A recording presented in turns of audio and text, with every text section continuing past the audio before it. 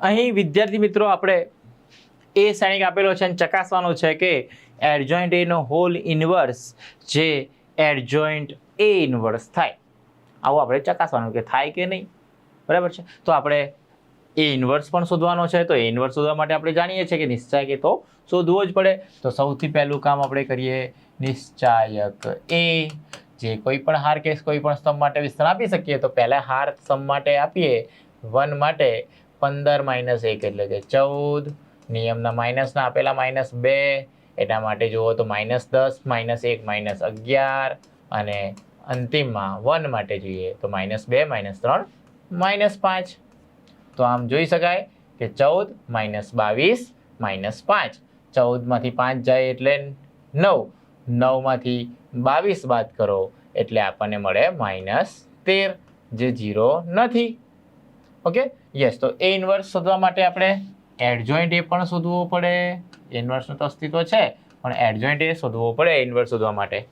તો આપણે એડજોઇન્ટ એ માટે દરેક શ્રેણિકના જેટલા પણ ઘટકો છે 9 એ 9 એનો આપણે પહેલા શોર્ટકટ જો આપણે સહઅવયવ શોધ્યા વગર કરવો હોય તો દરેકનો ઉપનિશ્ચાયક શોધી કાઢીએ ને. તો શોર્ટમાં આપણે શું કરીએ, દરેકનો ઉપનિશ્ચાયક 1 માટે 15 માંથી 1 જાય તો 14, -2 માટે -10 - 1 -11, 1 માટે -2 -3 -5, એટલે -2 માટે -10 - 1 -11, 3 માટે જોઈએ તો 5 - 1 4, 1 માટે જોઈએ તો 1 + 2 3, એવી રીતે 1 માટે -2 - 3 -5, 1 માટે 1 + 2 3 અને 5 માટે 3 - 4 જે છે -1. એનો પરિવર્ત કરવાનો અને બીજું પદ, ચોથું પદ, છઠ્ઠું પદ ને 8મા પદની નિશાની બદલી કાઢવાની. એટલે સહઅવયવ શ્રેણિક અંદર ઘટકો મૂક્યા, સહઅવયવ મૂક્યા અને પરિવર્ત કરો એટલે સહઅવયવ જ શ્રેણિક મળી જાય. જે 14, 11 - 5, 11 4 -3, -5 -3 -1. તો આમાં કોઈ ચેન્જીસ નથી આ દાખલા માટે, કારણ કે જે આપણે સહઅવયવ શ્રેણિક શોધીએ છીએ તે સમમિત છે એટલે એના એ જ મળે છે. બરાબર છે. તો આમ સહઅવયવ શ્રેણિક મેળવ્યો, પરંતુ આપણે એ ઇનવર્સનો એડજોઇન્ટ શોધવાનો છે અને આ બાજુ એડજોઇન્ટ એનો પણ હોલ ઇનવર્સ શોધવાનો છે. તો સૌથી પહેલા એ ઇનવર્સ તો મેળવી દઈએ. તો એ ઇનવર્સ એટલે તો 1 નિશ્ચાયક એ ઇન્ટુ એડજોઇન્ટ એ. બરાબર છે. આમ 1 નિશ્ચાયક એ જે -13 છે તો -13 1 - 13 ઇન્ટુ એડજોઇન્ટ એ ના ઘટકો પણ આપણી જોડે પડ્યા જ છે. બરાબર છે. તો આ પ્રમાણે એ ઇનવર્સ મળે.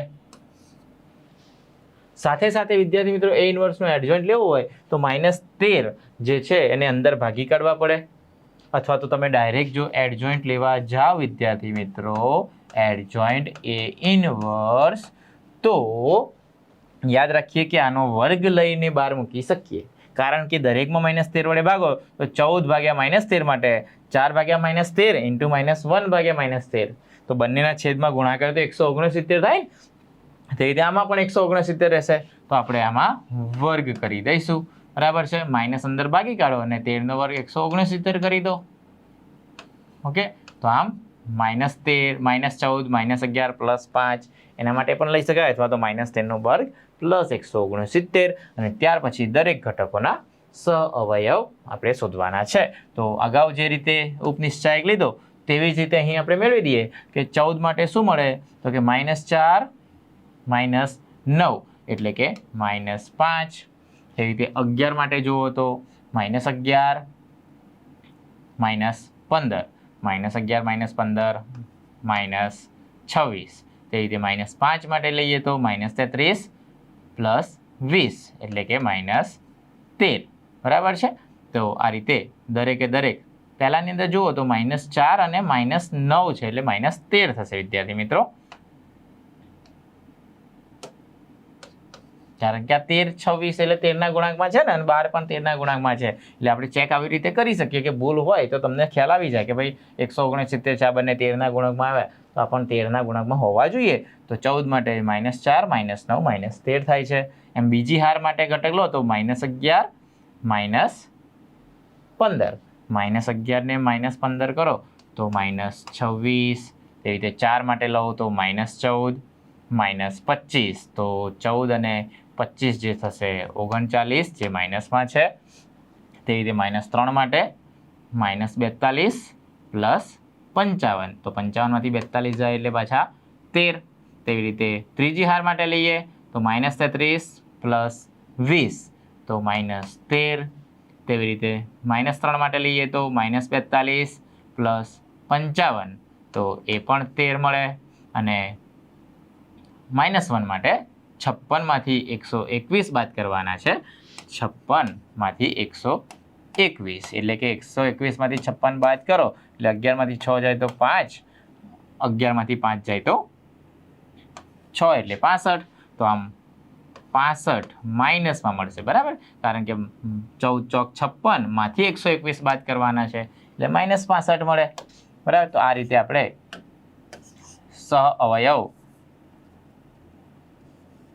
એ આપણે મેળવી શકીએ. એડજોઇન્ટ એ ઇન્વર્સનો સહ અવયવ જ શ્રેણિક, બરાબર છે. બધામાંથી 13 કોમન કાઢી લઈએ ને વિદ્યાર્થી મિત્રો, તો આપણને અહીં સ્પષ્ટ દેખાય કે -13 કે +13 કોમન કાઢી શકીએ. -13 જો કોમન કાઢીએ તો 12 -13 જ વધશે, 1 -13. અને શ્રેણિક જે છે એમાં વધે 1 2 1. આમાં નિશાની આપણે બદલવાની બાકી છે વિદ્યાર્થી મિત્રો, પહેલાં એ બદલી કાઢો. તો હોલ પરિવર્ત પણ કરવાનો, અને બીજું પદ, ચોથું પદ, છઠ્ઠું પદ ને 8મા પદની નિશાની બદલવાની ભૂલવાની નહીં. અને ત્યાર પછી આપણે માઇનસ કોમન કાઢીએ તો પહેલામાં +1, બીજામાં -2, ત્રીજામાં +1, તેવી રીતે -2 +3 +1 +1 +1 અને +5. તો આ રીતે આપણે દરેક ઘટકો મેળવી શકીએ, બરાબર છે. યસ, તો આ થયું આપણી જમણી બાજુ, એટલે સમીકરણ 1 નામ આપી શકાય, બરાબર છે. નેક્સ્ટ આપણે ડાબી બાજુમાં એ એડજોઇન્ટ એ નો હોલ ઇન્વર્સ મેળવવાનો છે. તો અહીં એડજોઇન્ટ એનો હોલ ઇન્વર્સ મેળવવા માટે વિદ્યાર્થી મિત્રો આપણે જે શ્રેણિક આપેલો છે જમણી બાજુમાં એ યાદ રાખી લેવાનો, બરાબર છે, કારણ કે અહીં પેજ આપણે પાછળ ફેરવવાનો છે. તો જે શ્રેણિક મળશે, જમણી બાજુનો પદ છે -1/13, અને એડજોઇન્ટ એ એટલે 1 -2 1 -2 3 1 અને 1 1 5. ત્યાર સાથે આપણે યાદ રાખીશું કે નિશ્ચાયક એનું મૂલ્ય આપણને અહીં મળે છે. નિશ્ચાયક એ જે છે એનું મૂલ્ય આપણે -13 મેળવેલું છે, બરાબર છે. તો એડજોઇન્ટ એનો હોલ ઇન્વર્સ શોધવો હોય તો આપણે જે એડજોઇન્ટ એ શ્રેણિક મેળવ્યો એ આ શ્રેણિક, બરાબર છે, x શ્રેણિકનું સમીકરણ નામ આપી દઈએ. તો એનો પણ આપણે નિશ્ચાયકનું મૂલ્ય શોધવું પડે, કારણ કે આને x નામ આપી દો, x શ્રેણિક છે તો x ઇન્વર્સ શોધવા માટે સૌથી પહેલું નિશ્ચાયક શોધીએ ને. તો આમ એડજોઇન્ટ એનો નિશ્ચાયકનું મૂલ્ય તો આપણે જાણીએ છીએ કે 3×3 હોય તો નિશ્ચાયક એના વર્ગ જેટલું થાય, n-1 ઘાત છે એટલે, બરાબર. તો એટલે કે નિશ્ચાયક એનો વર્ગ તો +169 થાય. તો આમ સૌથી પહેલું કામ આપણે કરીશું નિશ્ચાયક એડજોઇન્ટ એ, બરાબર, એડજોઇન્ટ એના નિશ્ચાયકનું મૂલ્ય. તો આમ નિશ્ચાયક એનો 3 - 1 એટલે કે 2 ઘાત થશે, જે 169, જે 0 નથી માટે એડજોઇન્ટ એના વ્યસ્તનું અસ્તિત્વ છે. અને વ્યસ્તનું અસ્તિત્વ હોય તો આપણે એડજોઇન્ટ, ધારો કે x શ્રેણિક છે ને, તો એડજોઇન્ટ x શોધવો પડે, એટલે કે એડજોઇન્ટ ઓફ એડજોઇન્ટ એ, બરાબર છે. તો એડજોઇન્ટ ઓફ એડજોઇન્ટ એ માટે આપણને આ શ્રેણિક ખબર હોવી જોઈએ. અને આ શ્રેણિક જો ખબર હોય તો વિદ્યાર્થી મિત્રો આપણે અહીં જ એડજોઇન્ટ ઓફ એડજોઇન્ટ એ મેળવી દઈએ, બરાબર છે. એડજોઇન્ટ ઓફ એડજોઇન્ટ એ અહીં આપણે આના પરથી જ લઈ લઈએ, કારણ કે બાજુમાં આપણે પાછું આને આ જ કિંમત મૂકવી પડે ને, એટલે અહીં જ આપણે એડજોઇન્ટ એ મેળવી દઈશું.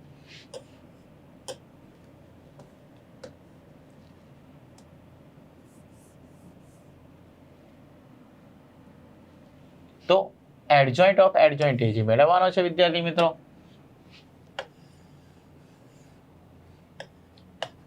એડજોઇન્ટ ઓફ એડજોઇન્ટ એ, તો આપણે દરેક શ્રેણિકના ઉપનિશ્ચાયક મેળવવાના. એડજોઇન્ટ એ માટે દરેક શ્રેણિકના જેટલા પણ ઘટકો છે એના ઉપનિશ્ચાયક મેળવે તો 4 14 માટે અહીં કદાચ આ માટે જ કર્યું એ જ થયું ને, કે આ જે મેળવ્યું એ આ મળશે. આ જે એડજોઇન્ટ એ હતો અને એનો આપણે એડજોઇન્ટ મેળવ્યો એટલે આ જ ઘટકો લખવાના જ. તો કોપી પેસ્ટ જ ના કરીએ, -13 + 26 -13. આમ પણ ચેક કરી લો કે -4 -9 -13 મળે. -11 માટે જુઓ તો 11 અને -15 એટલે -26 મળે, પણ નિયમના માઇનસ એટલે +26. એટલે -5 માટે -33 + 20 એટલે કે -13.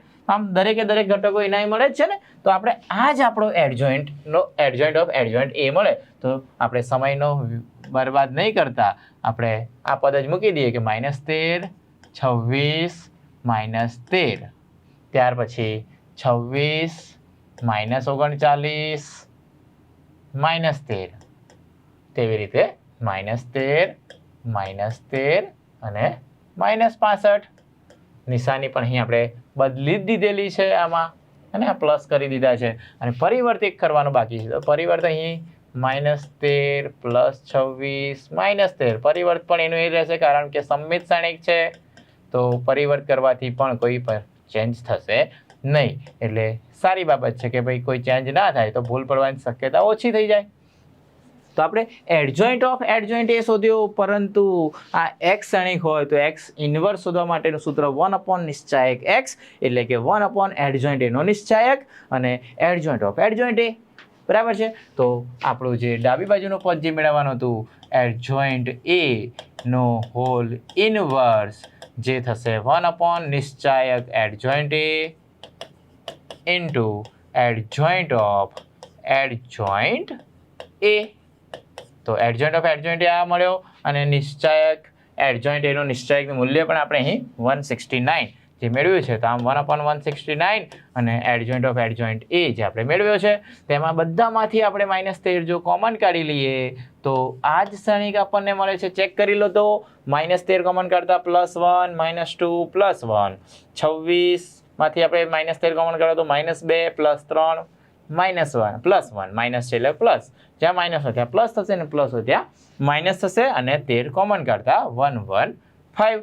તો આમ આ જ ડાબા હતા અને એ જ આપણું જમણી બાજુ મળે છે. તો આ રીતે આપણે ડાબી બાજુ બરાબર જમણી બાજુ જે એડજોઇન્ટ એનો હોલ ઇન્વર્સ બરાબર એડજોઇન્ટ એ ઇન્વર્સ સાબિત કરી શકીએ છીએ. અને સાથે સાથે પણ અને જોડે બીજો એક દાખલો છે કે એ ઇન્વર્સનો ઇન્વર્સ મેળવવાનો, જે આપણે નેક્સ્ટ વિડીયોમાં જોઈએ.